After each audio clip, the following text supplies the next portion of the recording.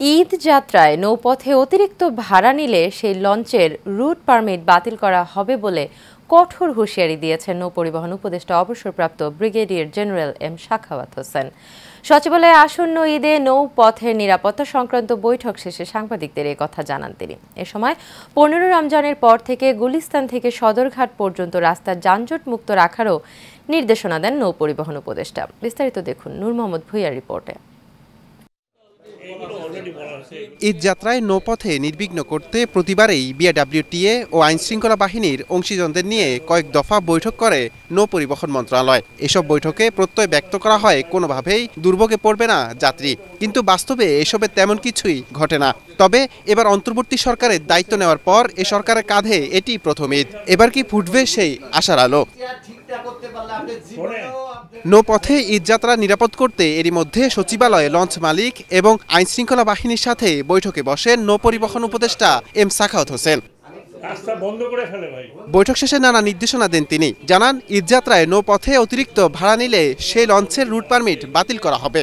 কোনো serial break করা যাবে না, এবং সিরিয়াল ব্রেক করা আমি মুখে মুখে বলছি না, শুধু সিরিয়াল ব্রেক করলে ওনারা এখানে মালিক সমিতির আছেন লোকজন, ওনাদের সামনে বলা হয়েছে যে ওই লঞ্চের এগেনস্টে অ্যাকশন নেওয়া হবে, দরকার হলে তার লাইসেন্স সাসপেন্ড করব। যদি সিরিয়াল ব্রেক, সে যেই হোক, তার যত পাওয়ারই থাকুক না কেন, সরকারের আইন তার চেয়ে বড় পাওয়ারফুল আর কিছু নাই আল্লাহর দুনিয়াতে। সরকারের আইনের উপর সর্বোচ্চ ক্ষমতা পৃথিবীতে কারণেই জানিয়ে 15 রমজানের পর থেকেই গুলিস্তান থেকে সদরঘাট পর্যন্ত রাস্তা যানজট মুক্ত রাখার নির্দেশ দেন তিনি। এই রাস্তায় যে গোলাপশাহ বাজার থেকে শুরু হয় সদরঘাট পর্যন্ত একটা এমন বিশৃঙ্খল অবস্থা হয় যে কেউ 3টার সময় রওনা হলেও লঞ্চ ধরতে পারে না 7টার সময়। এইটা একটা সভ্য দেশ, একটা সভ্য শহরে এটা হয় না।